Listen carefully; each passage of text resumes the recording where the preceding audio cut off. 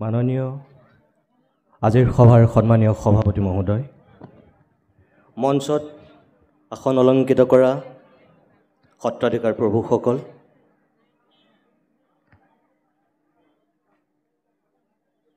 সদৌ অসম মায়ামৰা সাংস্কৃতিক সমাজৰ কেন্দ্ৰীয় সমিতিৰ সন্মানীয় প্ৰধান সম্পাদককে প্ৰমুখ্য কৰি বিষয়ববীয়াসকল,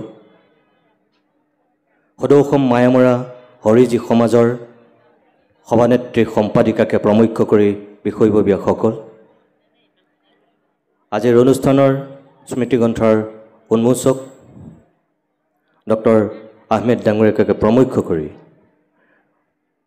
মঞ্চত আসন অলংকৃত কৰা বিশিষ্ট ব্যক্তিসকল, মায়ামৰা সাংস্কৃতিক সমাজৰ আজিৰ এই 38 সংখ্যক দ্বিবাৰ্ষিক অধিৱেশনৰ অন্তিমটো কাৰ্যসূচীৰ প্ৰেক্ষাগৃহত আসন অলংকৃত কৰা ভক্তপ্ৰাণ ৰাইজ, আপোনালোক সকলোকে মই নমস্কাৰ জনাইছোঁ, সেৱা জনাইছোঁ, প্ৰণিপাত জনাইছোঁ আৰু ধন্যবাদ জনাইছোঁ এই কাৰণেই যে তিনিদিনীয়াকৈ ঢকুৱাখানাত অনুষ্ঠিত হোৱা ঢকুৱাখানা আৰু ধেমাজি জিলাৰ জনসাধাৰণৰ সহযোগত এই 38 সংখ্যক যি দ্বিবাৰ্ষিক অধিৱেশন সদৌ অসম মায়ামৰা সাংস্কৃতিক সমাজৰ কেন্দ্ৰীয় সমিতিৰ ইয়াত অনুষ্ঠিত হৈছিল আৰু সদৌ অসম মায়ামৰা হৰিজী সমাজৰ যি পূৰ্ণাংগ অধিৱেশন ইয়াত অনুষ্ঠিত হৈছিল তাৰ সফল পৰিসমাপ্তিৰ দিশত এতিয়া অগ্ৰসৰ হৈছে।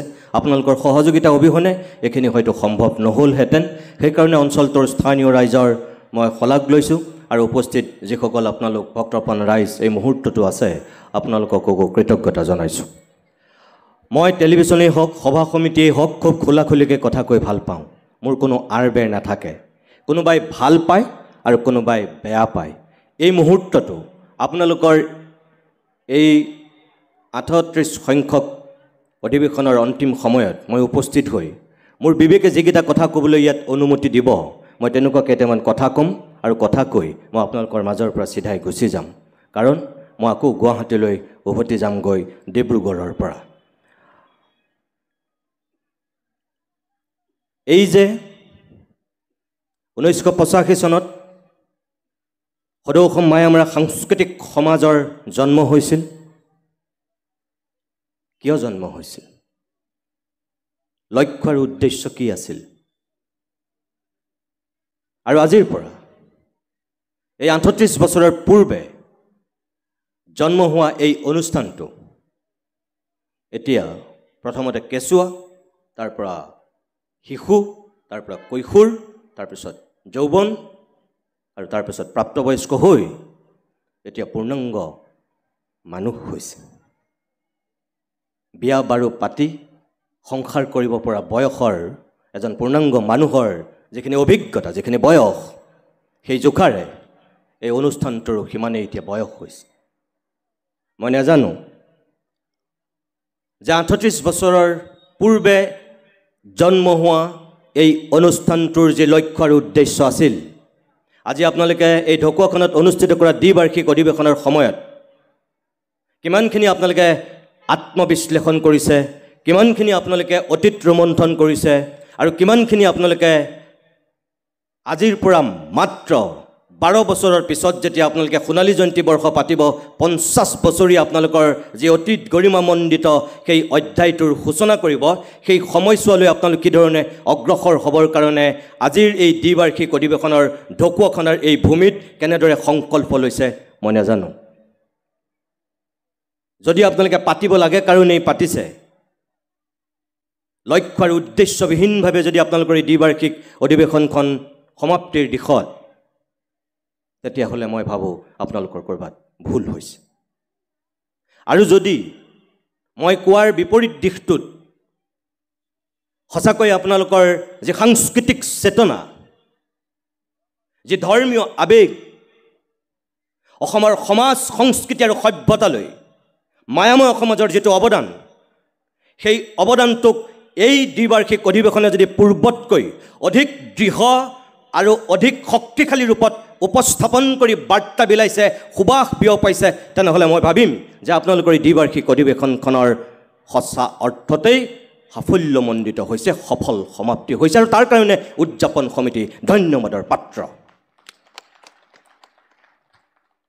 আপোনালোকৰ কিছু সময়ৰ পূৰ্বে প্ৰধান সম্পাদক মহোদয়ে যে সম্পাদকীয় প্ৰতিবেদন দিছে তাত কিছু কথা তেখেতে সন্নিৱিষ্ট কৰিছে কালি শোভাযাত্ৰাত বিশাল মানুহ বীৰ দি বাট নোপোৱা অৱস্থা বুলি কৈছে আজি নিশাৰ ভাগলি থকা ভাওনা চাবৰ কাৰণেও ইয়াত মানুহৰে ঠাহ খাব বুলি কৈছে কিন্তু এতিয়া আপোনালোকৰ সভাখনত বহু মানুহ সিঁচৰিত হৈ আছে কিন্তু তেখেতে আশা কৰাৰ ধৰণে মানুহ নহ'ল বুলি ভাবিছে আৰু মই ইয়াৰ স্থানীয় দুই এক যুৱক বন্ধুৰ লগত কথা পাতিও মই গম পাইছিলোঁ যে ঢকুৱাখানাত ইয়াৰ পূৰ্বে বহুত ডাঙৰ ডাঙৰ অনুষ্ঠান হৈছে শংকৰ সংঘৰ অধিৱেশনৰ পৰা আৰম্ভ কৰি বৰ্ণিল আৰু বৰ্ণাঢ্য কাৰ্যসূচীৰে ইয়াত ডাঙৰ অনুষ্ঠান পূৰ্বতে হৈছে কিন্তু এইটো অঞ্চলত আপোনালোকৰ এই মায়াময়া সাংস্কৃতিক সমাজৰ এই দ্বিবাৰ্ষিক অধিৱেশনখনৰ সমান ডাঙৰ অনুষ্ঠান এই স্থানীয় অঞ্চলটোত ইয়াৰ পূৰ্বে হোৱা নাছিল এইখনেই প্ৰথম তেনেকুৱা অনুষ্ঠান আৰু আপোনালোকৰ হাত চাপৰি আপোনালোকৰ সঁহাৰিয়ে মই কোৱা কথাটোৰ সত্যতা প্ৰমাণ কৰিছোঁ এতিয়া কথা হ'ল যদি সঁচাকৈ আপোনালোকে যেনেকৈ সমৰ্থন জনাইছে এই অধিৱেশনখনৰ সফল সমাপ্তি হৈছে আত্মবিশ্লেষণ কৰিছে ভৱিষ্যতৰ সোপান ৰচিবৰ কাৰণে ইয়াত দৃঢ় সংকল্প লৈছে তেনেহ'লে আপোনালোক সকলো জিন্দাবাদ কিন্তু যদি তাৰ বিপৰীতে হৈছে তেনেহ'লে মই ক'ম যে জিন্দাবাদ নহয় মুৰ্দাবাদ আপোনালোকৰ নেতৃত্বক ক'ৰবাত ব্যৰ্থ হৈছে তেওঁলোক দুই এই যে অসমীয়া জাতিৰ প্ৰাণ প্ৰতিষ্ঠাতা আত্মাস্বৰূপ মহাপুৰুষ শ্ৰীমন্ত শংকৰদেৱৰ যোগেদি যিখন আমি অসম পৰৱৰ্তী সময়ত লাভ কৰিলোঁ এই অসমখনত শংকৰদেৱৰ আগৰ কথা মই বাদ দিছোঁ মহাপুৰুষ শংকৰদেৱৰ পৰা আৰম্ভ কৰি এই আজিৰ 2025 চনৰ এই সময়খিনিলৈকে যদি মই আপোনালোকক কেইটামান স্তৰৰ কথা কওঁ তেতিয়াহ'লে মোৰ তাত কিছু আনন্দ আছে কিছু ফূৰ্তি আছে আৰু কিছু তাত আক্ষেপ আছে কিছু তাত অসন্তুষ্টি আছে কিছু তাত বেদনাও আছে যেনে ধৰক ইয়াত কেইবাগৰাকীও বিজ্ঞ পণ্ডিত সত্ৰাধিকাৰ প্ৰভু মোৰ সন্মুখতো মোৰ বয়োজ্যেষ্ঠ দেউতাসম খুৰাসম বা বৰ্তাসম বা কোনোবা তাতকৈ কনিষ্ঠ বহুত শ্ৰদ্ধেয় ব্যক্তি আছে আই মাতৃসকল আছে ভুলতো আপোনালোকে নাভাবিব যে মই আপোনালোকক কিবা জ্ঞান দিয়াৰ ধৃষ্টতা কৰিছোঁ সেই মোৰ সাহস নাই আৰু মই ইয়াত বহি থাকোঁতেও মই মন কৰিছোঁ আপোনালোকে চাওক হয়নে নহয় যে মই যদিও ইয়াত নিৰ্দিষ্ট বক্তা হৈ আহিছোঁ সঁচা কথা ক'বলৈ গ'লে মোৰ না মোৰ সেই ধৰণৰ ব্যক্তিত্ব আছে না মোৰ সেই পাণ্ডিত্য আছে না মোৰ সেই যোগ্যতা আছে না মোৰ সেই দক্ষতা আছে না মোৰ সেই গৰিমা আছে না মোৰ সেই বয়স অভিজ্ঞতা আছে এটাও নাই শূন্য এখেতসকল মোতকৈ বয়সৰ ফালৰ পৰাও প্ৰত্যেকগৰাকী অভিজ্ঞ জ্যেষ্ঠ নমস্য আৰু ধৰ্মীয় দিশৰ পৰাও তেখেতসকল বহুত উচ্চ চিন্তাৰ অধিকাৰী কোনোবা হয়তো শাস্ত্ৰজ্ঞ কোনোবা হয়তো সঁচা অৰ্থত বৈষ্ণৱ পণ্ডিত আৰু সত্ৰৰ সত্ৰাধিকাৰসকলৰ কথা মই নকলোৱেই তেখেতসকলৰ তুলনাত মই নগণ্য নিষ্কিন নিমিত্ৰ মাত্ৰ কিন্তু তাৰ পিছতো মই আপোনালোকক কোনটো কথা ক'ব বিচাৰিছোঁ আমাৰ অসমখনৰ এই যে ক'লো 2025 চনলৈকে শংকৰদেৱৰ আগৰ কথা মই বাদ দিছোঁ শংকৰদেৱৰ পৰা যদি মই আপোনালোকক কওঁ কেইজনমান দেৱ অসমীয়া সমাজ জীৱনত জন্ম হৈছিল যিকেইজন দেৱৰ প্ৰভাৱ আজিও শদিয়াৰ পৰা ধুবুৰীলৈ কোনেও কেতিয়াও অস্বীকাৰ কৰিব পৰা নাই নোৱাৰে আৰু ভৱিষ্যতলৈকো কেতিয়াও নোৱাৰিব যেতিয়ালৈকে ভাৰতবৰ্ষৰ ভূখণ্ডত এই অসম নামৰ ভূখণ্ড জীয়াই থাকিব তেতিয়ালৈকে সেই দেৱকেইজনৰ অৱদান কোনেও অস্বীকাৰ কৰিব নোৱাৰিব যেনে কোনকেইজন এক শংকৰদেৱ দুই মাধৱদেৱ তিনি গোপালদেৱ চাৰি অনিৰুদ্ধদেৱ পাঁচ হৰিদেৱ ছয় ভট্টদেৱ সাত নিৰঞ্জনদেৱ আঠ বনমালীদেৱ 10 9 জয় হৰিদেৱ বৰ যদুমণিদেৱ এনেকৈ যদি আমি চাওঁ কেইজনমান দেৱৰ এটা সুকীয়া ভূমিকা আছে। মহাপুৰুষ শংকৰদেৱ আৰু মাধৱদেৱে যিটো যাত্ৰা আৰম্ভ কৰিছিল, শংকৰদেৱে আৰম্ভ কৰা সেই যাত্ৰাত উত্তৰসূৰী হিচাপে মহাপুৰুষ মাধৱদেৱে সকলোখিনি সঠিক ৰূপত আগুৱাই লৈ গৈছিল শংকৰদেৱৰ অনুপস্থিতিত। কিন্তু মহাপুৰুষ মাধৱদেৱৰ যেতিয়া তিৰোভাৱ ঘটিল, তাৰপিছত যিটো মহাশূন্যতাৰ সৃষ্টি হৈছিল, শংকৰদেৱ আৰু মাধৱদেৱৰ যিটো অনবদ্য অৱদান সেই সময়ত আছিল, কোনে লৈ গৈছিল? গোপাল আতাই, গোপালদেৱে।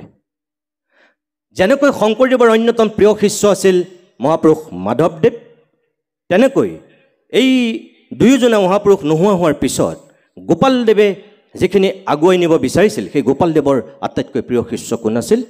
অনিৰুদ্ধদেৱ। আজি ইয়াত অনিৰুদ্ধদেৱৰ কথা কোৱা হৈছে আৰু মায়াময়া সমাজৰ যিটো লক্ষ্য আৰু উদ্দেশ্য, সেই কথাখিনিৰ ইয়াত গুৰুত্ব পাইছে। এই যে দেৱকেইজনৰ যিটো অৱদান, কাৰ বেছি অৱদান আছিল? কোনকেইজনৰ শক্তিশালী ভূমিকা আছিল? এই আটাইকেইজনৰে আছিল। প্ৰতিভা অনুযায়ী, সময় অনুযায়ী, চিন্তা অনুযায়ী, প্ৰভাৱ অনুযায়ী অলপ কাৰোবাৰ সুকীয়া সুকীয়া অস্তিত্ব। প্ৰত্যেকে যে শংকৰদেৱৰ সমানেই আধিপত্য বিস্তাৰ কৰিব তেনেকুৱা একো কথা নাই।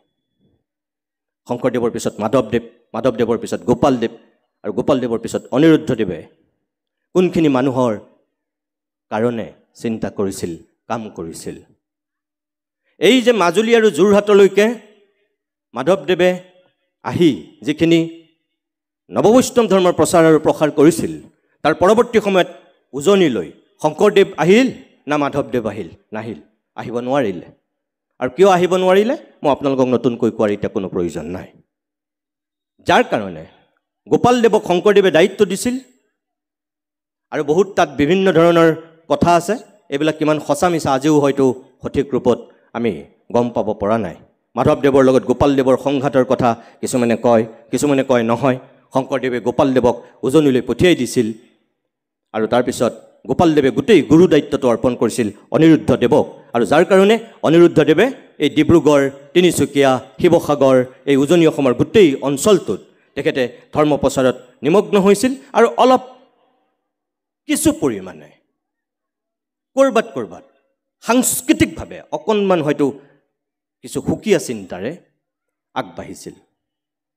এই যে যেনেকৈ গায়ন বায়নত খোল আৰু তাল তাত ব্যৱহাৰ কৰা হয়, আপোনালোকৰ মোৱামৰীয়াত হয়তো, এই মায়ামৰাত হয়তো মৃদংগ ব্যৱহাৰ কৰা হয়। তাত যিটো গায়ন বায়নৰ পাগুৰি, আপোনালোকৰ ইয়াত পাগুৰিটো বেলেগ। গামোচাৰ ৰং, আপোনালোকৰ যিখিনি সাধাৰণতে ধৰ্মীয় ৰীতি নীতিৰে যিখন গামোচা লোৱা হয়, তাত কিছু সুকীয়া। এনেকুৱা কিছু অলপ সাংস্কৃতিকভাৱে অকণমান পৰিৱৰ্তন এটা আছে। মোৰ কথা হ'ল, এই যিখিনি পৰিৱৰ্তন, এইখিনি কিয় হৈছিল? এনেই হৈছিল নে ইয়াৰ কিবা কাৰণ আছিল? অনিৰুদ্ধদেৱে কোনখিনি মানুহৰ কাৰণে কাম কৰিছিল? আপোনালোকে ইয়াত গৰিষ্ঠ সংখ্যক হয়তো মটক জনগোষ্ঠীৰ মানুহ আছে, মৰাণ জনগোষ্ঠীৰ মানুহ আছে, আৰু বাকী অন্যান্য সম্প্ৰদায়ৰ চাগে বহু মানুহ আছে। এটা কথা ঠিক যে মটক আৰু মৰাণৰ গোটেই মানুহখিনি এই মায়াময়া সমাজৰ অন্তৰ্গত, কিন্তু অকল মায়াময়া সমাজ মানে মটক আৰু মৰাণ নহয়। ইয়াত অন্যান্য বিভিন্ন জনগোষ্ঠীৰ প্ৰতিনিধিও ইয়াত যিহেতু সোমাই আছে। ইয়াত আহোম আছে, ইয়াত কৈবত্ৰ আছে, ইয়াত কলিতা আছে, ইয়াত বৰাহী আছে, ইয়াত হয়তো কোনোবা মিচিঙো আছে চাগৈ। এই যিখিনি সেই সময়ৰ শংকৰদেৱ আৰু মাধৱদেৱৰ পিছৰ সময়ছোৱাক ধৰ্মীয় চেতনাৰে জাগ্ৰত কৰিবৰ কাৰণে আৰু আধ্যাত্মিক যিটো আমাৰ পৰিকাঠামো, সেইটো মজবুত কৰি কেনেকৈ এক দেও এক সেউ, এই যিটো বাণী আছিল, সেইটোক সাৰোগত কৰি কেনেকৈ লৈ যাব বিচাৰিছিল। বহুতে কয় যে শংকৰদেৱৰ পৰা বহুত পৃথক হৈ গৈছিল অনিৰুদ্ধদেৱ। মই ভাবোঁ নহয়, একো পৃথক নহয়। সময়ৰ অলপ পৰিৱৰ্তনত যিখিনি পৰিৱৰ্তন আহে, সেইখিনি স্বাভাৱিক, তেতিয়াও আহিছিল, এতিয়াও হয়তো আহিছে। সেইটো কি আপুনি ধৰ্মৰ ক্ষেত্ৰতে কওক, কি সামাজিক সাংস্কৃতিক ক্ষেত্ৰতে কওক সেই পৰিৱৰ্তনটো স্বাভাৱিক থাকিবই আৰু তেতিয়াও হয়তো হৈছিল কিন্তু আমাৰ কিছুমান দৃষ্টিভংগী সামাজিকভাৱেও আৰু ৰাজনৈতিকভাৱে আমাৰ চৰকাৰীভাৱেও শাসক পক্ষৰ ফালৰ পৰাও আগৰ দিনত যেনেকৈ কিছুমান পৰিৱৰ্তন হোৱা নাছিল এতিয়াও মই ভাবোঁ এই একবিংশ শতিকাৰ তৃতীয়টো দশকতো আমাৰ বহুতৰ কিছুমান মানসিকতাৰ পৰিৱৰ্তন হোৱা নাই আজি 576 সংখ্যক মহাপুৰুষ শংকৰদেৱৰ আমি আবিৰ্ভাৱ তিথি উদযাপন কৰোঁ কিন্তু শংকৰদেৱে যি দৰ্শন শিকাইছিল অসমীয়া জাতিয়ে সঁচাকৈ সেই দৰ্শনক অনুসৰণ আৰু অনুকৰণ কৰি আজিও আগবাঢ়িব পাৰিছেনে একেধৰণে অনিৰুদ্ধদেৱে যিখিনি এই উজনি অসমত বৰ্তমানে এই 11খন জিলাত যি সক্ৰিয় ৰূপত 30খন সত্ৰ আছে এই সত্ৰখনৰ যিমানখিনি শিষ্য প্ৰশিষ্য আছে অনিৰুদ্ধদেৱে দেখুওৱা সেই সঁচা পথটোত যিটো তেখেতৰ ধৰ্মীয় দৃষ্টিভংগী যিটো দৰ্শন সঁচাকৈ শিষ্য প্ৰশিষ্যসকল অগ্ৰসৰ হৈছেনে মোতকৈ আপোনালোকে বেছি ভালকৈ জানিব মই শংকৰ সংঘৰ অধিৱেশনতো কৈছোঁ সত্ৰ মহাসভাৰ কাৰ্যসূচীটো কৈছোঁ বা অসম সাহিত্য সভাৰ মঞ্চতো কৈছোঁ আৰু বিভিন্ন ধৰণৰ সভা সমিতিবিলাকতো মই সেই কথাটো কৈছোঁ যে আমি অসমীয়া জাতিয়ে কিছুমান কাম আমি কৰিব লাগে কাৰণে কৰোঁ আনক দেখুৱাবলৈ কৰোঁ যিটো আমাৰ আন্তৰিকতা যিটো আমাৰ সদিচ্ছা সেইটো আমাৰ নাই যেনে ধৰক আপোনালোকৰ এই মহিলাসকলৰ সদৌ অসম মায়ামৰা হৰিজী সমাজ কেতিয়া গঠন হৈছে 2019 চনত এই সদৌ অসম মায়ামৰা সাংস্কৃতিক সমাজ কেতিয়া জন্ম হৈছে আজিৰ পৰা 38 বছৰ পূৰ্বে মোক আপোনালোকে বেয়া পালেও মই মোৰ চিন্তাটোহে কৈছোঁ মোৰ লগত আপোনালোক একমত হ'ব লাগিব বুলি কথা নাই কিন্তু ইয়ালৈ আহিছোঁ যেতিয়া মইতো মোৰ কথাখিনি ক'ম মই ভাবোঁ যে যেনেকৈ আমাক ৰজা ঘৰে ক'ৰবাত আমাক অন্যায় কৰিছে তেনেকৈ কিন্তু আপোনালোকৰ নিজৰো ক'ৰবাত অকণমান ভুল হৈছে এই 38 বছৰৰ আজি যে অধিৱেশন হৈছে ইয়াত এইটো আচলতে আজি চাগে মোৰ মতে 80-90 বছৰ হ'বলগীয়া অনুষ্ঠান আছিল মই কিয় কৈছোঁ অনিৰুদ্ধদেৱে উজনি অসমত এই ধৰ্মটো প্ৰচাৰ কৰিবৰ কাৰণে কেতিয়া চেষ্টা কৰিছিল 1601 চনত আৰু তেওঁ জন্ম কেতিয়া হৈছিল 1553 চনত আমি যদি চাওঁ তেনেহ'লে আজিৰ দিনত তেখেতৰ জন্মৰ বয়স হৈছে 472 বছৰ আৰু তেখেতৰ মৃত্যু আজিৰ দিনত 399 বছৰ তেখেতৰ মৃত্যুৰ পৰা এতিয়ালৈকে সময় যদি আমি গন্তি কৰোঁ 399 বছৰ হৈছে আৰু জন্মলৈ যদি আমি যাওঁ 472 বছৰ হৈছে কিয় সেই হিচাপে চাবলৈ গ'লেতো আজি আমি 300 বছৰ আমি কিবা পাতিব পাৰিব লাগিছিল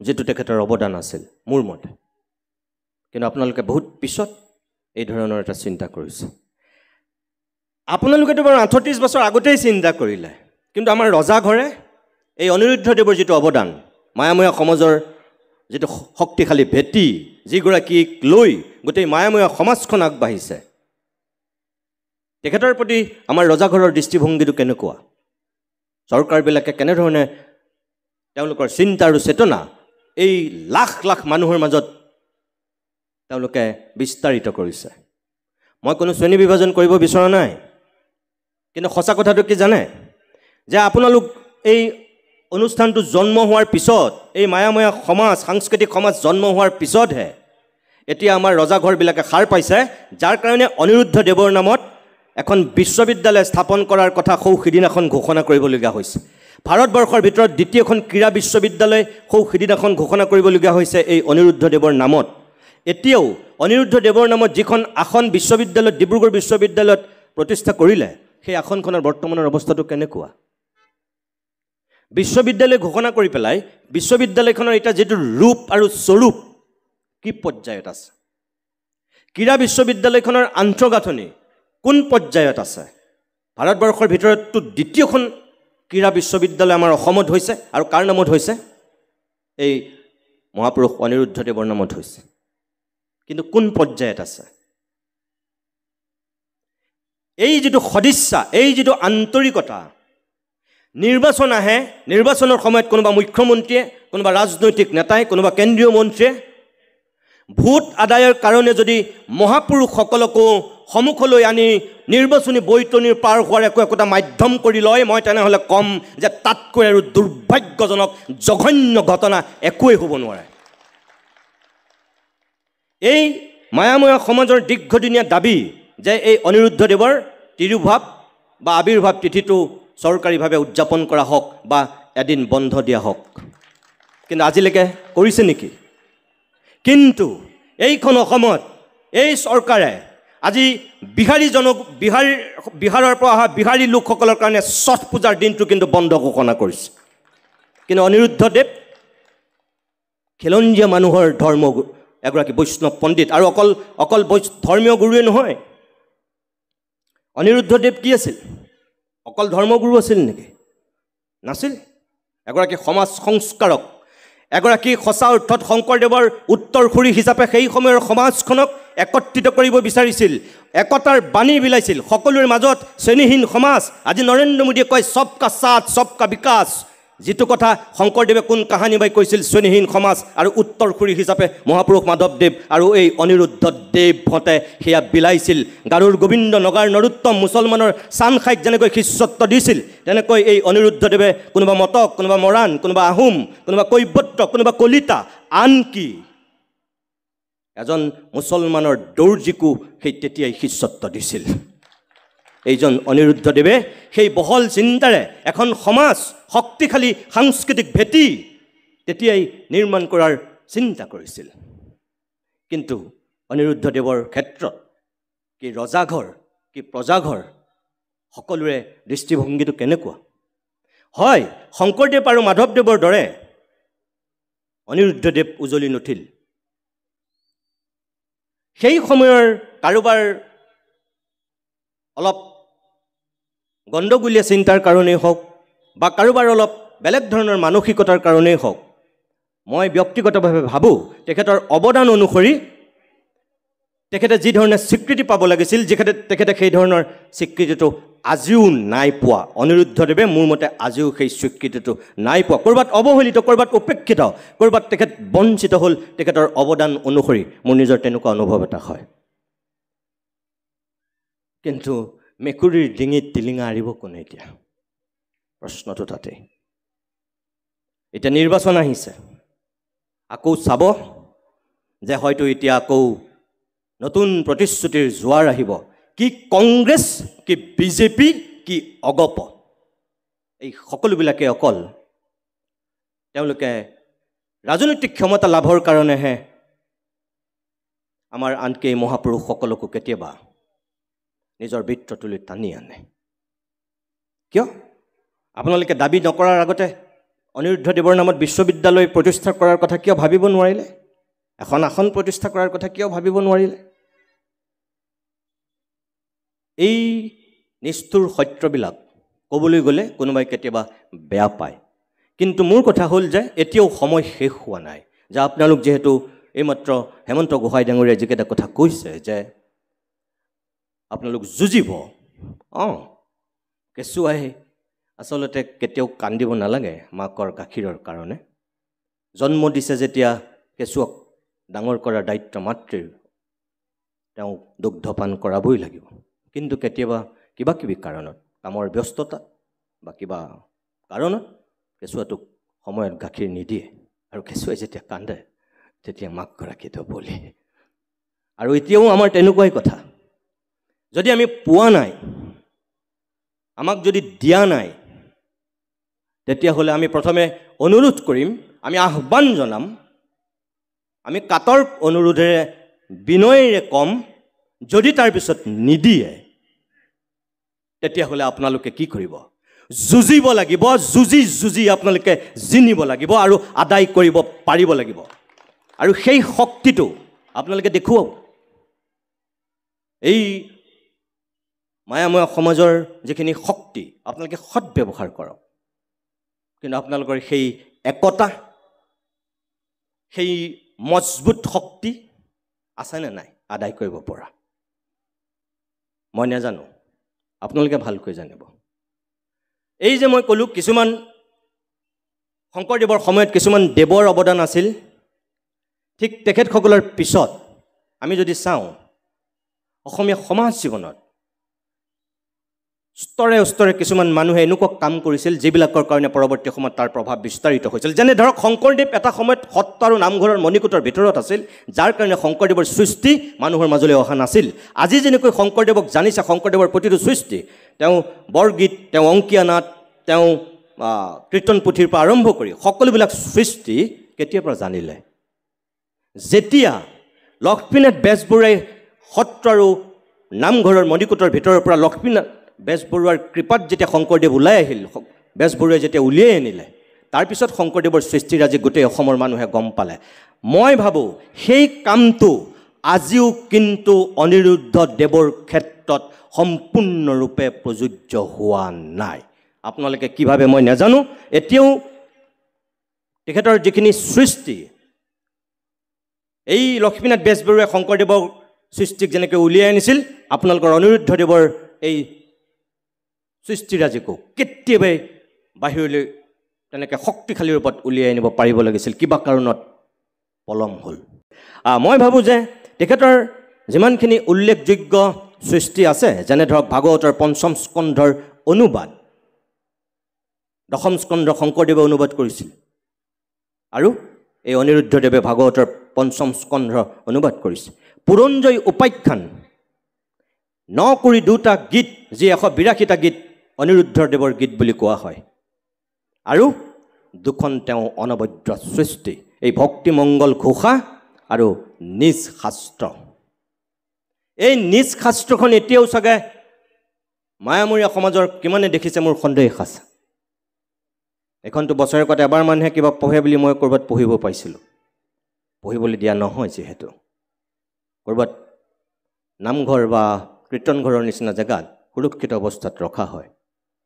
তাৰো চাগে নিশ্চয় কাৰণ আছে ভক্তিমংগল ঘোষাখন দেৱতা জ্ঞান কৰি নামঘৰত ৰখা হয় যিহেতু আৰু সকলোৱে পঢ়িবলৈ চাগে নোৱাৰিব পাৰে কিন্তু তাত যিখিনি তত্ত্ব আছে তাত যিখিনি দৰ্শন আছে সেইখিনি যদি অকল মণিকূটৰ ভিতৰতে আবদ্ধ হৈ থাকে নামঘৰৰ ভিতৰতে যদি সোমাই থাকে তেতিয়াহ'লে মই ক'ম যে শংকৰদেৱক যেনেকৈ মণিকূট আৰু সত্ৰৰ ভিতৰত ৰাখি পেলাই লক্ষ্মীনাথ বেজবৰুৱাৰ সময়লৈকে সেই সময়ৰ সমাজখনে অন্যায় কৰিছিল তেনেকৈ কিন্তু অনিৰুদ্ধদেৱৰ ক্ষেত্ৰতো একেই অন্যায় কৰা হ'ব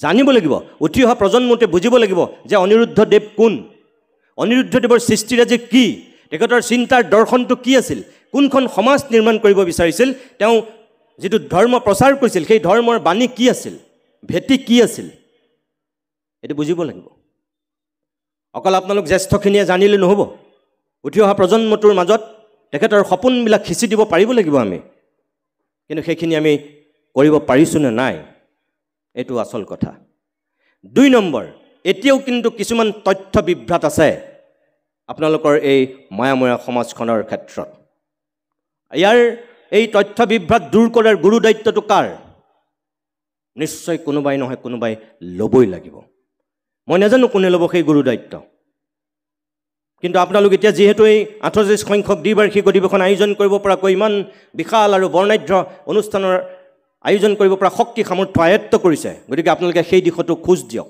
অকল অধিৱেশন পতাতেই নহ'ব যিটো বৌদ্ধিকভাৱে যিখিনি এতিয়াও কৰা হোৱা নাই যেনে ধৰক মই আপোনালোকক খোলাকৈ কওঁ এটা কথা মই কেইবাখনো কিতাপ এই মায়ামৰীয়াৰ সন্দৰ্ভত মটক আৰু মৰাণ জনগোষ্ঠীৰ ইতিহাসৰ সন্দৰ্ভত যেতিয়া মই পঢ়িছিলোঁ তাত কিন্তু কিছুমান বিভ্ৰান্তিকৰ তথ্য আছে আনকি মটক জনগোষ্ঠীৰ যিখন ডক্টৰ উপেন ৰাভা হাকাচাম ছাৰে যিখন সম্পাদনা কৰিছে বুৰঞ্জী সদৃশ মটক জনগোষ্ঠীৰ গ্ৰন্থ মহামূল্যৱান গ্ৰন্থ আৰু মৰাণ জনগোষ্ঠীৰো যিখন বুৰঞ্জী সদৃশ গ্ৰন্থ যতদূৰ সম্ভৱ আমাৰ মাজুলী বিশ্ববিদ্যালয়ৰ উপাচাৰ্য মহোদয়ে চাগে সেইখন সম্পাদনা কৰিছে নে লিখিছে তেখেতে ইয়াত এই উপেন ৰাভা হাকাচামৰ কিতাপখনতো কিছুমান মোৰ চকুত পৰা মই কথা আপোনালোকক ক'ব বিচাৰোঁ, যিটো সেই বিভ্ৰান্তিবিলাক কিন্তু যদি আমি তেনেকৈ লৈ গৈ থাকোঁ তেতিয়াহ'লে অনিৰুদ্ধদেৱৰ ক্ষেত্ৰত অন্যায় কৰা হ'ব, মায়াময়া সমাজৰ ক্ষেত্ৰত অন্যায় কৰা হ'ব। এই যে মায়াময়া, মোৱা মৰা মায়াময়া, এই গোটেই যিটো আপোনালোকৰ সংজ্ঞা ক'ৰ পৰা হ'ল, কেনেকৈ হ'ল, কিয় হ'ল, কি কাৰণত এই মায়াময়া এটা গোট সৃষ্টি হ'ল, একদম শুদ্ধ আৰু সঠিক ৰূপত সংজ্ঞায়িত হৈছেনে নাই? যদি নাই হোৱা কেতিয়া হ'ব? কিছুমান কথা বিভ্ৰান্তিকৰ। এই উপেন ৰাভা হাকাচাম ছাৰৰ কিতাপখনতেই আছে যে শংকৰদেৱৰ মাধৱদেৱে ডাঙৰে গৈ থকাৰ সময়ত এই বতৰ ডাৱৰ হোৱাৰ কথা যিটো অনিৰুদ্ধদেৱক সোধাৰ কথা তাত আছে। অনিৰুদ্ধদেৱে ক'লে, এই মন্ত্ৰবীজ পাঠ কৰি পেলাই যে বৰষুণ নাহে বুলি ক'লে, মাধৱদেৱৰ লগত মতৰ অমিল হ'ল। তাৰপিছত শংকৰদেৱে উজনি অসমলৈ অনিৰুদ্ধদেৱক পঠিয়াই দিলে। তাত এই কথাবিলাক লিখা আছে। মোৰ মতে সেইটো ভুল। এই মটক জনগোষ্ঠীৰ আপোনালোকৰ বুৰঞ্জী সদৃশ কিতাপখনতে সেই কথাটো লিখা আছে। মই কোনো বুৰঞ্জীবিদো নহয়, কোনো মই শাস্ত্ৰজ্ঞ পণ্ডিতো নহয়, মই কোনো সত্ৰাধিকাৰো নহয়, মই কোনো ধৰ্মীয় ব্যক্তিও নহয়, কোনো ব্যাগম বুদ্ধিজীৱীও নহয়, কিন্তু মোৰ মতে সেইটো ভুল। মই কিয় কৈছোঁ? শংকৰদেৱৰ জন্ম হৈছিল 1449 চনত। শংকৰদেৱ জীয়াই আছিল 120 বছৰ। আৰু অনিৰুদ্ধদেৱ কেতিয়া জন্ম হৈছিল? 1553 চনত। 1449 শংকৰদেৱৰ জন্ম, 1553 অনিৰুদ্ধদেৱৰ জন্ম। আপুনি ভাবকচোন। তেতিয়াহ'লে 104 বছৰ বয়সত যিজন মানুহ সৰু, তেওঁ কেনেকৈ শংকৰদেৱৰ লগত নাৱত কৰিবলৈ যাব? সেইটোকে কৈছোঁ, এই তথ্যবিলাক ভুল হৈ আছে। উপেন ৰাভা হাকাচামটো যদুমধু মানুহ নহয়। সাহিত্য সভাৰ এইবাৰ সভাপতি হ'বলৈ বিচৰা অন্যতম প্ৰাৰ্থী আছিল বসন্ত গোস্বামীৰ লগত। আৰু ছাৰটো নিজেই জনগোষ্ঠীয় অধ্যয়ন কৰা এজন পণ্ডিত, বিজ্ঞ লোক। তাত যদি সেই ভুলবিলাক থাকে, তেতিয়াহ'লে নতুন প্ৰজন্মই কিছু ভুল কথা গম পাব। মোৰ মতে সেইজন অনিৰুদ্ধদেৱ নহয়। যদি হয় তেনেহ'লে সেইজন গোপালদেৱ হ'ব লাগিছিল, যদি আছিল। মই নাজানো, কাৰণ গোপালদেৱ অনিৰুদ্ধদেৱতকৈ অলপ ডাঙৰ আছিল। কিমান ডাঙৰ আছিল? 13 বছৰ ডাঙৰ আছিল। কিবা কাৰণত শংকৰদেৱৰ লগত গোপালদেৱৰ সেইটো সম্পৰ্ক হ'ব পাৰে, সেইটোও মোৰ বিশ্বাস নহয়। তথাপিও হ'ব পাৰে কিবা কাৰণত চাগে। 120 বছৰ জীয়াই থকা শংকৰদেৱে একেবাৰে বুঢ়া বয়সত যদি গোপালদেৱক লগ পাইছিল কিবা কাৰণত, গোপালদেৱ একেবাৰে ডেকা ল'ৰা হ'ব পাৰে তেতিয়া। এই যিবিলাক তাত অলপ কথা আছে, সেই কথাবিলাক মই ভাবোঁ অলপ ঠিক কৰিব লাগিব। যেনে ধৰক এতিয়া মোৱামৰীয়া বা মায়ামৰা যিটো তাৎপৰ্য, আপোনালোকৰ ইয়াতে সদৌ অসম মায়ামৰা সাংস্কৃতিক সমাজ লিখা আছে। এতিয়া এই মায়ামৰাটোক বহুতে বেলেগ ধৰণে কয়। মোৱামৰীয়াৰ পৰা আহিছে বুলি কয়, মোৱা মৰা বুলি কয়, আৰু মায়ামৰা। কোনো মতে এইটো এই সত্ৰত কিছু গুপুত সেৱা আছে। মই সেই কিতাপতে পঢ়িছোঁ, গুপুত সেৱা আছে যিবিলাক মোৱা মাছ কেন্দ্ৰিক। সেই সেৱাবিলাকৰ লগত জড়িত বোলে মোৱা মাছৰ কথা আছে, যিটোৰ কাৰণে এই মোৱা মৰা শব্দটোৰ সৃষ্টি হৈছে, মায়ামৰা শব্দৰ সৃষ্টি হৈছে। আন এঠাইত আছে মায়াৰ পৰা মুক্ত হ'ব লাগিব কাৰণ এই ধৰ্মত যিসকল জড়িত হ'ব তেওঁলোক সম্পূৰ্ণৰূপে মায়াৰ পৰা মুক্ত, যিটোৰ কাৰণে ইয়াৰ ভকতিয়ে মায়াক একেবাৰে নিষ্ক্ৰিয় কৰিছে, মচি পেলাইছে। সেইটো কাৰণে মায়ামৰা হৈছে। আন এঠাইত আছে আকৌ মায়াৰ জৰিয়তে অলৌকিক কাৰ্য সম্পাদন কৰিব পাৰে। ইয়াৰ ওলোটা কথাটো আছে যে মায়াৰ জৰিয়তে অলৌকিক কাৰ্য সম্পাদন কৰিব পাৰে, যিটোৰ কাৰণে মায়াময়া হৈছে। যেনে ধৰক স্বৰ্গদেউ চুকাম্ফা, যিটো খুৰা ৰজা বুলি আমি যাক কওঁ, এই যে খুৰা ৰজাই মাতিনি মাহাত্ম্যটো পৰীক্ষা কৰিব বিচাৰিছিল। এটা কলহত যে পাগুৰি ভৰাই দি পেলাই সুধিছিল কি আছিল বুলি। তেওঁ যে ক'লে ফেটি সাপ আছে বুলি। পৰীক্ষা কৰিবৰ কাৰণে যেতিয়া চালে, সেই পাগুৰিডাল ফেটি সাপ হৈ পেলাই ৰজালৈ চুকে খেদি আহিল। সঁচা নে মিছা নাজানো, সেইটো এতিয়া মায়াৰ কথা কৈছে। সঁচাও হ'ব পাৰে, মিছাও হ'ব পাৰে, মই নাজানো। আৰু সেইটোক লৈ আকৌ কিছুমানে তাৎসল্য কৰে যে এইটো কেনেকৈ সম্ভৱ, অসম্ভৱ। কিন্তু যদি অসম্ভৱ বুলি যিবিলাকে কয়, তাত কিন্তু কিছুমান যুক্তি আছে। শংকৰদেৱেতো গোটেই ব্ৰহ্মপুত্ৰখন সাঁতুৰি পাৰ হৈছিল বুলি কয়, প্ৰকাণ্ড ষাঁড় গৰুক যুঁজি পেলাই গিৰাই দিছিল বুলি কয়। যদি শংকৰদেৱ শিশু অৱস্থাত এটা ষাঁড় গৰুৰ লগত যুদ্ধ কৰি ষাঁড় গৰুটোক যদি হৰুৱাব পাৰে, আৰু শিশু অৱস্থাতে যদি গোটেই বিশাল ব্ৰহ্মপুত্ৰ, অৱশ্যে তেতিয়া ব্ৰহ্মপুত্ৰখন চাগে ইমান বিশাল নাছিল, ঠেক আছিল, কাৰণ আজিৰ পৰা 575 বছৰ বা 500 বছৰ আগৰ কথা। 75 মানে ধৰক কিমান, 65 বছৰমান, 565 বছৰমানৰ আগৰ কথা হ'ব। শংকৰদেৱ শিশু অৱস্থাত 8-10 বছৰৰ যদি ব্ৰহ্মপুত্ৰ পাৰ হৈছিল, গতিকে 565 বছৰৰ আগৰ কথা। তেতিয়া ব্ৰহ্মপুত্ৰখন চাগে ইমান বহল নাছিল, ঠেক আছিল, কিন্তু হ'লেওতো পাৰ হৈছে। শংকৰদেৱৰ ক্ষেত্ৰতো তেনেকুৱা কিছু কথা আছে। এই মন্ত্ৰৰ যিটো কথা, বৰষুণ নিদিবৰ কাৰণে প্ৰাৰ্থনা কৰা, মন্ত্ৰ জপ কৰাৰ কাৰণে বৰষুণ নিদিয়াৰ কথা, আমি নাজানো সঁচা মিছা, হ'বও পাৰে আৰু নহ'বও পাৰে। কাৰণ এনেকুৱা যিখিনি কথা আছে, আকৌ ব্ৰহ্মপুত্ৰ দি গৈ থকাৰ সময়ত মাছমৰীয়াজনে ক'তো যেতিয়া মাছ নাপালে, তেৰাক যেতিয়া উঠাই লৈ গৈছে, তেওঁ যে কৈছে এইটো জেগাতে মাছ মাৰিলে তুমি পাবা বুলি, আৰু তাতে যে মাছ মাৰিছে গোটেই জাল ভৰি যিটো মোৱা মাছ আহিছে বুলি কৈছে, তেতিয়াই তেওঁক অভিহিত কৰিছে যে মোৱা মৰা, সেইটো কাৰণে মোৱা মৰীয়া হৈছে বুলি। সঁচাকৈ সেইটোৰ এটা যুক্তি আছে নে নাই, সেইটো সত্য হয় নে নহয়? এই যিখিনি গৱেষণা, এই যিখিনি অধ্যয়ন, এইখিনি কিন্তু মই ভাবোঁ এটা সঠিক বিশ্লেষণ হোৱাটো জৰুৰী। তাৰমানে মই কোনটো কথা কৈছোঁ আপোনালোকক, যে এতিয়ালৈকে সেই পূৰ্ণাংগ যিখন বুৰঞ্জী, এই মায়ামৰাৰ যিটো পূৰ্ণাংগ যিখন বুৰঞ্জী, যিখনক সকলোৱে একেমুখে স্বীকাৰ কৰিব, গ্ৰহণ কৰিব, কোনো বিতৰ্ক নহয়, বিভ্ৰান্তি নহয়, সেই কামটো কিন্তু মোৰ মতে আপোনালোকে কৰাটো উচিত। আৰু সেই দায়িত্ব কিন্তু আপোনালোকে ল'ব লাগিব, এই মায়ামৰা সাংস্কৃতিক সমাজে ল'ব লাগিব। ইমান দিনে কোনো লোৱা নাই আৰু নলয়ও, আপোনালোকে লওক। এইটো বৌদ্ধিক কাম, কৰক। এটা দিগদৰ্শন হ'ব, ভৱিষ্যতলৈ সম্পদ হ'ব। সেই ধৰণৰ যদি কামখিনি আমি নকৰোঁ, আমি অকল যদি অধিৱেশন পাতোঁ, সাংস্কৃতিক অনুষ্ঠান পাতোঁ, ভাওনা পাতোঁ, এইটো ঠিকেই আছে, কিন্তু আচল কামটো ক'ৰবাত থাকি যাব। মোৰ আপোনালোকৰ প্ৰতি সেইটো এটা অনুৰোধ। আৰু এটা কথা, এই যে মই ক'লোঁ লক্ষ্মীনাথ বেজবৰুৱাই শংকৰদেৱক উলিয়াই আনিছিল, আপুনি চাওক, অনিৰুদ্ধদেৱ ক'ত জন্ম হৈছিল? মাধৱদেৱকতো কোনো উলিয়াই অনা নাছিল, শংকৰদেৱক লক্ষ্মীনাথ বেজবৰুৱাই উলিয়াই আনিছিল, মাধৱদেৱকতো উলিয়াই অনা নাছিল।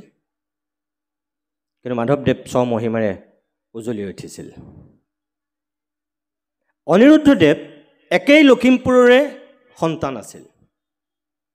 মাধৱদেৱ লেটিকু পুখুৰীত জন্ম হৈছিল, আৰু এইগৰাকী অনিৰুদ্ধদেৱ এই ধলপুৰৰ এই ডকুৱা অঞ্চলৰ অলপ ভিতৰলৈ গৈ যিটো বিষ্ণু বালিকুঞ্জ দ্বিতীয় সেই সত্ৰখন আছে, তাত জন্ম হৈছিল। এই নাৰায়ণপুৰত অকল মাধৱদেৱ আৰু অনিৰুদ্ধদেৱৰে জন্ম নহয়। এই যে মই আপোনালোকক কেইজনমান দেৱৰ কথা ক'লোঁ, আপোনালোকে যিসকলে অধ্যয়ন কৰিছে আপোনালোকে গম পায়, অসমৰ সমাজ জীৱন আন্দোলিত কৰা, আহ্লাদিত কৰা কেইবাজনো আতাপুৰুষৰ, কেইবাজনো মহাপুৰুষৰ আচলতে আমাৰ তাত জন্ম হৈছে। আৰু আমি লখিমপুৰীয়া হিচাপে বা সেই নাৰায়ণপুৰীয়া হিচাপে ময়ো আপোনালোকৰ ওচৰত লজ্জিত বা ময়ো দুখিত যে আমি চাগে এই লখিমপুৰীয়া সন্তান হিচাপে আমিও সেই দায়িত্বটো ক'ৰবাত পালন কৰাত আমি ব্যৰ্থ হৈছোঁ। মই স্বীকাৰ কৰোঁ। যেনে ধৰক শংকৰদেৱতকৈ, শংকৰদেৱ 1449 জন্ম হৈছে, কিন্তু শংকৰদেৱ আৰু মাধৱদেৱে যিজনক সম্বৰ্ধনা জনাইছিল তেওঁ পাণ্ডিত্যৰ কাৰণে, তেওঁ সাংস্কৃতিক জ্ঞানৰ কাৰণে, বিশেষকৈ সংস্কৃত চৰ্চাৰ কাৰণে, বেদৰ পুৰাণৰ জ্ঞানৰ কাৰণে, সেইজন আছিল হৰিদেৱ। আৰু হৰিদেৱৰ জন্ম হৈছিল 1426 চনত, শংকৰদেৱতকৈ আগত। সেই হৰিদেৱো কিন্তু এই নাৰায়ণপুৰতে জন্ম। মাধৱদেৱৰ যিজন এই গোপাল আতাক উত্তৰসূৰী কৰিছিল, কিন্তু তাৰপিছত এই মাজুলী কমলাবাৰীৰ পৰা ধৰি নাৰায়ণপুৰলৈকে যিখিনি গুৰু দায়িত্ব মাধৱদেৱে অৰ্পণ কৰি মাধৱদেৱ গুচি গৈছিল বৰপেটালৈ, কাক দি থৈ গৈছিল? বদুলা পদ্ম আতাক। আজি য'ত মাধৱদেৱ কলাক্ষেত্ৰ স্থাপন হৈছে, যিখন সত্ৰত, বদুলা পদ্ম আতা সত্ৰ, এই বদুলা পদ্ম আতাৰ জন্ম ক'ত? মানে মহাপুৰুষৰ বদলি পদ্ম আতাক দায়িত্ব দিয়াৰ কাৰণে বদলা হৈছিল নামটো, বদলি দিয়াৰ কাৰণে বদলা পদ্ম আতা কৰিছিল। এই বদলা পদ্ম আতাৰ জন্ম ক'ত? এই নাৰায়ণপুৰত। বংশীগোপাল দেৱ, নিৰঞ্জন দেৱ, বনমালী দেৱ, কেশৱ দেৱ, আনকি কীৰ্তন ঘোষাখন যিজনে সম্পাদনা কৰিছিল, মাধৱদেৱৰ নিৰ্দেশত সংকলন কৰিছিল, ভক্তি ৰত্নাকৰ পুথি যিগৰাকীয়ে অনুবাদ কৰিছিল, ৰামচৰণ ঠাকুৰ। আপোনালোকে গম পায়নে নাপায় নাজানো। আজি কীৰ্তন পুথি আমি যিটো পৰ্যায়ত পাইছোঁ, এই কীৰ্তন পুথিখন কোনে প্ৰস্তুত কৰিছিল? শংকৰদেৱে লিখিছিল, য'তে ত'তে সিঁচৰিত হৈ আছিল। সেই কামটো মাধৱদেৱৰ নিৰ্দেশত যিজনে সম্পূৰ্ণ কৰিছিল, সেই ৰামচৰণ ঠাকুৰ, তেওঁ ক'ৰ আছিল? আমাৰ নাৰায়ণপুৰৰে আছিল। এনেকৈ যদি চাই, 12 আতাৰ জন্মস্থান হৈছে নাৰায়ণপুৰ, আৰু তাৰ ভিতৰত এই অনিৰুদ্ধদেৱ অন্যতম। অনিৰুদ্ধদেৱ যেনেকৈ জন্ম হৈছিল, তেনেকৈ তেখেতৰ ইহলীলাও সম্বৰণ হৈছে এই লখিমপুৰতে, এই বিহপুৰীয়াত। এতিয়া কথা হ'ল, বিহপুৰীয়াৰ যিখন নাহৰআতি থান আছে, সেই থানখনৰ অৱস্থা কি পৰ্যায়ত আছে?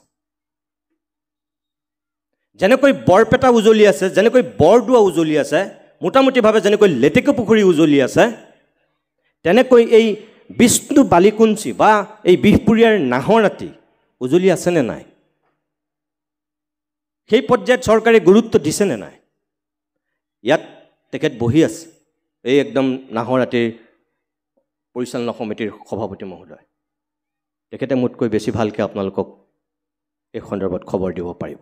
প্ৰায় 70 বিঘামান মাটি আছে, বেদখল হৈছিল। তেখেতসকলৰ অনুৰোধত চৰকাৰে বোলে অলপতে সেইখিনি বেদখল মুক্ত কৰিলে। কিন্তু এতিয়াও সেই নাহৰআতিক যিটো পৰ্যায়লৈ লৈ যাব পাৰিব লাগিছিল চৰকাৰে, নিছেনে? নাই নিয়া। কিন্তু কিছুমান কাম এই চৰকাৰৰ দিনততো হৈছে, কৰিছে। মোৰ কথা হ'ল, এতিয়া আন্তৰিকতা, সদিচ্ছা আৰু লোকক দেখুৱাবলৈ কৰা কামৰ মাজত পাৰ্থক্য আছে।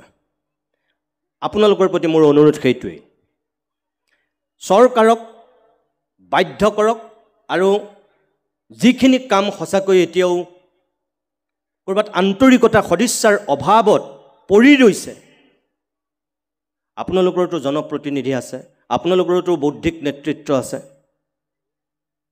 আজি ইয়াতে অভ্যৰ্থনা সমিতিৰ সভাপতিটো ইয়াৰ স্থানীয় সন্মানীয় বিধায়ক মহোদয় ঢকুৱাখনাৰ। এখেতৰ যোগেদি আপোনালোকে কিছুমান বস্তু চৰকাৰৰ ওচৰলৈ লৈ যাওক। আচলতে ইয়াত আজি কোনোবা মুখ্যমন্ত্ৰী বা ইয়াত কোনোবা বিভাগীয় মন্ত্ৰী, সাংস্কৃতিক মন্ত্ৰী কোনোবা আহিব লাগিছিল। আহি এই যিখিনি কাম পৰি ৰৈছিল, চৰকাৰে আজি ইয়াত ঘোষণা কৰিব পাৰিব লাগিছিল যে এই আধৰুৱা কামখিনি আমি শেষ কৰিবলৈ গৈ আছোঁ। কিন্তু সেইখিনি কৰিব লাগে বুলি ভয়তেই চাগে কোনো নাহিলেই। এয়া আপোনালোকে হাত চাপৰি মাৰিছে, তাৰমানে মই কোৱা কথাটো মিছা নহয়, কোনোবা ভয়ত নাহিলে। কিন্তু এই সদিচ্ছাটো, এই আন্তৰিকতাটো আমি যেতিয়ালৈকে আদায় কৰিব নোৱাৰিম, তেতিয়ালৈকে কিন্তু মই ভাবোঁ যে কিছুমান ক্ষেত্ৰত আপোনালোক পিছ পৰি ৰ'ব। মই আকৌ কৈছোঁ যে আমাৰ যিবিলাক জনগোষ্ঠীয় দ্বন্দ্ব, যিবিলাক চিন্তা, এইবিলাক আমি জীয়াই ৰাখিলে নহ'ব। আজি যদি মটক মৰাণ জনগোষ্ঠীটোৰ গৰিষ্ঠ সংখ্যক মানুহ আছে বুলি, বেলেগ মানুহ ইয়াত নাই বুলি যদি কোনোবাই ইগন'ৰ কৰিব বিচাৰিছে, তেতিয়াহ'লে সেইটো বৰ উচিত কথা নহ'ব। এই নৰেন্দ্ৰ মোদীৰ সবকা সাথ, সবকা বিকাশ, সবকা বিশ্বাস, এইটো বাণী শংকৰদেৱে সেই তেতিয়াই কৈছিল, অনিৰুদ্ধদেৱে তেতিয়াই কৈছিল। সেইটো আমি এতিয়া প্ৰমাণ কৰি দেখুৱাব লাগে। আমি সকলোৰে মাজত সমান, আমাৰ ধৰ্ম একেই, আমাৰ জাত পাত, উচ্চ নিচ, ধনী দুখীয়া, এইবিলাক বিভাজন আমাৰ মাজত থাকিব নালাগে। আমি একতাৰে আগুৱাব পাৰিব লাগে। আৰু সেইখিনিৰ কাৰণে কিছু দায়িত্ব আৰু কৰ্তব্য ৰজাঘৰ প্ৰজাঘৰ চবৰে আছে। মই শেষ কৰিব বিচাৰিছোঁ। মই আপোনালোকক শেষত এটা কথা ক'ম যে মটক মৰাণ আহোম চুতীয়া কৈৱৰ্ত কলিতা বৰাহী এই যিমানখিনি মানুহ এই 13খন জিলাত বিভক্ত হৈ এই মায়ামৰা সত্ৰৰ অংশীদাৰিত্ব হৈ আছে 30খন সত্ৰ ইয়াত শিষ্যত্ব গ্ৰহণ কৰি আছে মই আশা কৰিম যে আপোনালোকৰ এই 30খনৰ পৰা 50খন হওক 5 লাখৰ পৰা 10 লাখ হওক শিষ্য প্ৰশিষ্য আৰু তাৰ যিটো দৰ্শন যিটো চেতনা সেইটো আপোনালোকে সঠিক ৰূপত লৈ যাওক এই যে মই ক'লোঁ অনিৰুদ্ধদেৱক যদি আপোনালোকে এতিয়াও তেওঁ সৃষ্টিৰাজিক উঠি অহা প্ৰজন্মৰ মাজলৈ লৈ আহিব পৰা নাই চিন্তা কৰক কেনেকৈ লৈ আহিব পাৰি তেওঁ গীতখিনি এই যে 182টা গীত আছে গোৱাৰ ব্যৱস্থা কৰক নতুন প্ৰজন্মক শিকাওক সেইখিনি তেওঁ পুথিকেইখনত যি তাত্ত্বিকতা আছে সেই তত্ত্বটো শিকাওক নতুন প্ৰজন্মক তেওঁ কি ক'ব বিচাৰিছে তেতিয়াহে আচলতে তেখেতৰ প্ৰতি উচিত শ্ৰদ্ধা জনোৱা হ'ব ভক্তি জনোৱা হ'ব আৰু তেতিয়াই মই ভাবোঁ যে আপোনালোকে এনেকৈ অধিৱেশন পতাৰ সাৰ্থকতা থাকিব শেষত ইয়াত যিহেতু সদৌ অসম মায়ামৰা হৰিজী সমাজৰ পূৰ্ণাংগ অধিৱেশন ইয়াত আই মাতৃসকল আছিল মই আপোনালোকক শেষত এটাই অনুৰোধ কৰিব বিচাৰোঁ যে পৃথিৱীৰ বুকুত এটা জাতি হিচাপে যদি জীয়াই থাকে সেই জাতিটোৰ কিছুমান উপাদান লাগে আৰু সেই জাতিটোক প্ৰতিনিধিত্ব কৰা কিছুমান মানুহ লাগে সাংস্কৃতিকভাৱে পৃথিৱীৰ য'তেই নাথাকক একোটা জাতিৰ সেই জাতিটোৰ সাংস্কৃতিক পৰিচয় প্ৰথম কিন্তু সেই জাতিটোৰ নাৰী সমাজ মহিলা সমাজ আপোনালোকে সদায় মনত ৰাখিব মই পুৰুষসকলৰ গুৰুত্ব নাই বুলি কোৱা নাই কিন্তু বিদেশৰ পৰা অহা কোনোবা মানুহে কোনোবা এটা জনগোষ্ঠীক যদি কথা নপতাকৈ জানিব বিচাৰে বুজিব বিচাৰে পুৰুষজনক চালে গম নাপাবও পাৰে কিন্তু যদি মহিলাগৰাকীক চাই গম পাই যায় কিয় তেওঁ সাজ পোছাক তেওঁ ব্যৱহাৰ তেওঁ চকুৰ চাৱনি তেওঁ অতিথিপৰায়ণতা তাত সাংস্কৃতিক চেতনা বিদ্যমান হৈ থাকে গতিকে আপোনালোক এই যে মায়ামৰা সমাজৰ হৰিজী যিসকল শৰণ লোৱাৰ পিছত আপোনালোকে এই হৰিজী সমাজৰ গঠন কৰিছে এই 2019 চনত কেতিয়াবাই গঠন কৰিব লাগিছিল আচলতে বহুত পলমকৈ গঠন হৈছে হ'লেও এতিয়া যে গঠন কৰি আপোনালোকে কিছু কাম কৰিব বিচাৰিছে সেইখিনি কাম কৰক যিখিনি কামৰ কাৰণে সাংস্কৃতিক চেতনা সমৃদ্ধিশালী হয়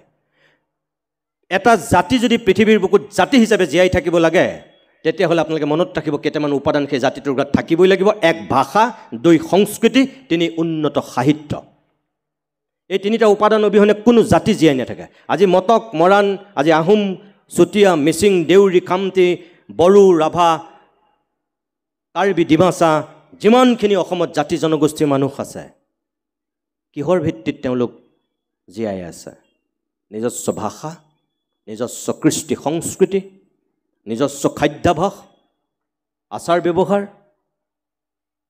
সাহিত্যক লৈ আৰু আপোনালোকৰ যিখিনি সাহিত্য আছিল যিখিনি সংস্কৃতি আছিল যিখিনি সামাজিক পৰিকাঠামো আছিল এইখিনি কিন্তু পুৰুষতকৈ মহিলাসকলে বেছি ধৰি ৰাখে বেছি আগুৱাই নিয়ে গতিকে আপোনালোকৰ সেই গুৰু দায়িত্বটোৰ কথা মই সোঁৱৰাই দিয়াৰ কোনো প্ৰয়োজন নাই যিখিনি এতিয়াও কৰিবলৈ বাকী আছে নাৰী সমাজক আগুৱাই নিয়াৰ ক্ষেত্ৰত উঠি অহা প্ৰজন্মটোক ল'ৰা ছোৱালীবিলাকক প্ৰকৃততে সাংস্কৃতিক চেতনাৰে সমৃদ্ধি কৰিব পৰাকৈ যিখিনি আপোনালোকে বাণী দিব লাগে সেইখিনি দিয়াৰ আপোনালোকে গুৰু দায়িত্ব গ্ৰহণ কৰক নাৰী সমাজে পৃথিৱীখন ভয়ংকৰ হৈছে ক'ৰবাৰ পৰা ক'ৰবালৈ গুচি গৈছে আপোনালোক সজাগ হওক সচেতন হওক নিজৰ ল'ৰাটোক নিজৰ ছোৱালীজনীক ডক্টৰ ইঞ্জিনিয়াৰ প্ৰফেচৰ বনোৱাতকৈ ডাঙৰ মানুহ বনোৱাতকৈ মোৰ আপোনালোকৰ প্ৰতি অনুৰোধ তাক বা তাইক প্ৰথমতে ভাল মানুহ বনাওক ভাল মানুহ ডক্টৰ ইঞ্জিনিয়াৰ পিছত বনাব এখন সুস্থ সমাজ গঢ়িবৰ কাৰণে আমাৰ মাতৃ সমাজৰ যিটো গুৰু দায়িত্ব আমাৰ প্ৰত্যেকটো শিশুক আমি ভাল মানুহ কৰিব লাগিব আজি কোনোবা আমি মটক কোনোবা মৰাণ কোনোবা আমি মিচিং কোনোবা দেউৰী কোনোবা খামতি কিন্তু আমি বৃহত্তৰ অসমীয়া কোন বুলি ক'লে কেইটামান বামুণ গোসাঁইক বা কেইটামান কলিতাক আমি দেখুৱাই দিব নোৱাৰোঁ ভাৰতীয় বুলি ক'লে আমি কেইটামান মহাৰাষ্ট্ৰিক মণিপুৰীক কৈ দিব নোৱাৰোঁ ভাৰতীয় সেইসকল কোনোবা মাৰাঠী কোনোবা তামিল কোনোবা তেলেগু কোনোবা পাঞ্জাবী কোনোবা অসমীয়া কোনোবা অৰুণাচলী কোনোবা নাগা আমি অসমীয়া সেইসকল কোনোবা মিচিং কোনোবা দেউৰী কোনোবা খামতি কোনোবা মটক কোনোবা মৰাণ কোনোবা আহোম কোনোবা কোচ ৰাজবংশী কোনোবা কাৰ্বি কোনোবা ডিমাচা কোনোবা নেপালী এই সকলোখিনি গতিকে তাৰ মাজতো আমি এটা বৃহত্তৰ মহাজাতিৰ অংশ হিচাপে আমি স্বকীয়তাৰে জীয়াই থাকিম কি আমি মায়ামৰা সমাজৰ প্ৰতিনিধি আমাৰ গুৰু অনিৰুদ্ধ দেৱ আমি আমাৰ স্বকীয়তাৰে জীয়াই থাকিম কিন্তু আমি বিলীন হৈ থাকিম অসমীয়াৰ মহাজাতিত এই চিন্তাটোৰে মাতৃ সমাজে কাম কৰক উঠি অহা প্ৰজন্মটোক শিক্ষা দিয়ক আৰু তেনেকৈ সাংস্কৃতিক চেতনাৰে আপোনালোকে আগুৱাই লৈ যাওক মই ভাবোঁ তেতিয়া আপোনালোকে এনেধৰণে দুদিনীয়া তিনিদিনীয়াকৈ বৰ্ণিল বৰ্ণাঢ্য কাৰ্যসূচীৰে অধিৱেশন পতাৰ ক'ৰবাত সাৰ্থকতা থাকিব মই বহুত সময় হয়তো কথা কৈছোঁ মই পুনৰবাৰ এই 38 সংখ্যক যে দ্বিবাৰ্ষিক অধিৱেশন আৰু সদৌ অসম মায়ামৰা হৰিজী সমাজৰ যে পূৰ্ণাংগ অধিৱেশন এই দুয়োটা কাৰ্যসূচীৰে সফল সমাপ্তি হোৱাৰ মই আশা কৰিছোঁ আপোনালোক যে কষ্ট যে ত্যাগ যে শ্ৰম এই 3 দিনত ব্যয় কৰিছে আপোনালোক ক'ৰবাত নহয় অলপ হ'লেও 100% নহ'লেও 70% 60% যদি আপোনালোক সফল হৈছে তেতিয়াহ'লে আপোনালোকৰ অধিৱেশনৰ তাতেই প্ৰাপ্তি তাতেই আনন্দ তাতেই আপোনালোকৰ সুখ পুনৰবাৰ উদ্যোক্তাসকলক মোক ইয়ালৈ আমন্ত্ৰণ কৰাৰ কাৰণে ধন্যবাদ জনাইছোঁ আৰু শেষত মই কোনো মুখ্যমন্ত্ৰী নহয় কোনো বিত্তমন্ত্ৰী নহয় আপোনালোকক কিবা মই অৰ্থ সাহায্য দিম বা কিবা ডাঙৰ প্ৰতিশ্ৰুতি দিম তেনেকুৱা মোৰ শক্তি আৰু সামৰ্থ্য নাই কিন্তু মই এটা কথা শেষত কৈ যাওঁ যে আপোনালোকৰ এই মানুহখিনিৰ এই অনিৰুদ্ধদেৱৰ পৰা আৰম্ভ কৰি এই মায়াময়া সমাজৰ সাংস্কৃতিক উত্তৰণৰ কাৰণে সামাজিক ভেটি মজবুত কৰাৰ কাৰণে যদি মোৰ নিচিনা নিমিত্ৰ নিষ্কিন নগণ্যজনৰ ক'ৰবাত প্ৰয়োজন হয় ক'ৰবাত সহায় লাগে আপোনালোকৰ লগত আছোঁ কাষত থাকিম আৰু আপোনালোকে যি ধৰণে মোক বিচাৰে ভৱিষ্যতলৈকো পাব ভালটোক মই ভাল বুলি ক'ম ভালৰ প্ৰশংসা কৰিম আৰু যদি মই আপোনালোকৰ বেয়া দেখোঁ তেতিয়াও কিন্তু মই আকৌ ইয়ালৈ মোক নিৰ্দিষ্ট বক্তা কৰি মাতি আনিলে বুলি মই ৰেহাই দিম সেইটো আশা মোৰ পৰা নকৰিব বেয়াটো দেখিলে মই বেয়া বুলি কমেই আৰু মই সমালোচনাও কৰিম সেইটো মোৰ খাটাং কথা আশা কৰিম আপোনালোকে আগন্তুক দিনত ভাল কাম কৰক আৰু ভাল কাম কৰিলে সেইসকল মানুহৰ লগত কাষত মই সদায় থাকি ভাল পাওঁ আপোনালোকৰ লগতো সদায় থাকিম প্ৰতিশ্ৰুতি দিছোঁ আপোনালোকৰ মায়াময়া সমাজৰ উত্তৰ ভৱিষ্যত কামনা কৰিছোঁ অনিৰুদ্ধদেৱৰ প্ৰভুৰ প্ৰতি মই সেৱা যাচিছোঁ তেৰাই দূৰৰ পৰাই আমাক আশীৰ্বাদ দিয়ক তেখেতৰ চিন্তা তেখেতৰ দৰ্শন আমি ক'ৰবাত বুকুত খোদিত কৰি যদি অলপ হ'লেও আগুৱাই যাব পাৰোঁ তেনেহ'লে আমি মানুহ হিচাপে জন্মগ্ৰহণ কৰাৰ চাগে ক'ৰবাত এটা সাৰ্থকতা থাকিব এইখন অসম ভূমিত সেই আশা কৰি সদৌতিকে মই সেৱা জনাই প্ৰণিপাত জনাই মই আপোনালোকৰ মাজৰ পৰা বিদায় লৈছোঁ নমস্কাৰ